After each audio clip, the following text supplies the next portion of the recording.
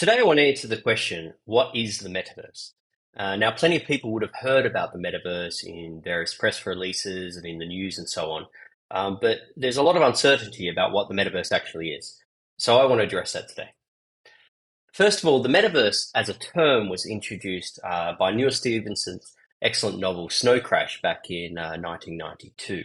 And it talked about a rather dystopian kind of idea of a alternative world that people would spend most of their time in, rather than perhaps a world that isn't as nice as it is today. And this was revisited more recently in another popular film called Ready Player One, where again people spent a bulk of their time in the metaverse and had a presence there. So that's where the term actually comes from. Now, there is no agreement about what a metaverse actually is, which causes lots of confusion.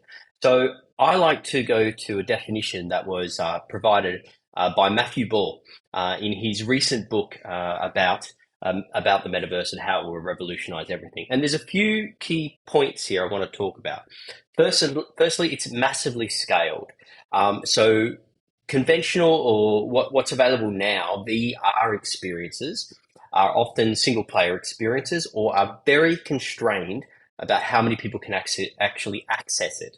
And so even when you have some of the video games and Roblox and so on, where they've got people participating, they're still not exactly massively scaled in that people are in their own siloed variations of the same world. So they're not actually there together.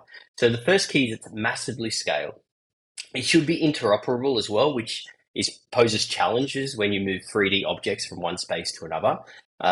Real-time rendered, so you're seeing this in actual space right now, and 3D.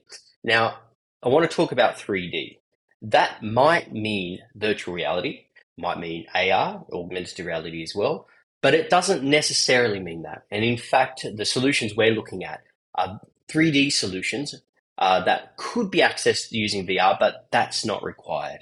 The fact is, with VR right now, you've got constraints about the accessibility of the hardware, the equipment, and for corporate clients, they may not be ready to invest in 100 or even 50 VR headsets because the cost of entry is quite high.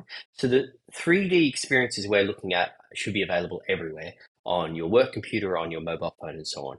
You still get the bulk of the value by just being in a 3D and immersive space. If you ask any of your perhaps 10-year-old children or nephews and nieces about how immersive games like Roblox and games like Minecraft are, two of the most popular games in the world, then there's going to be no question about the efficacy of that, even though it's not delivered fully in 3D. The other elements that we'll need to consider there is you've got a continuity of a presence for an individual. So you've got an avatar that's represented there that will continue with you. So you can go to perhaps different metaverses or have different experiences, and your avatar will follow you there.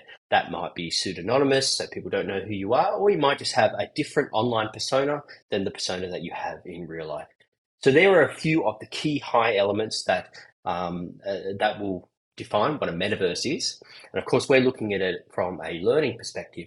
And so what we've developed here is our own metaverse. Here's a sneak peek of what we're jokingly calling the Capyverse, where we're building out 3D experiences where you can have interactive and immersive time with other people that perhaps you're doing onboarding with. You can go through content, interactive, and so on.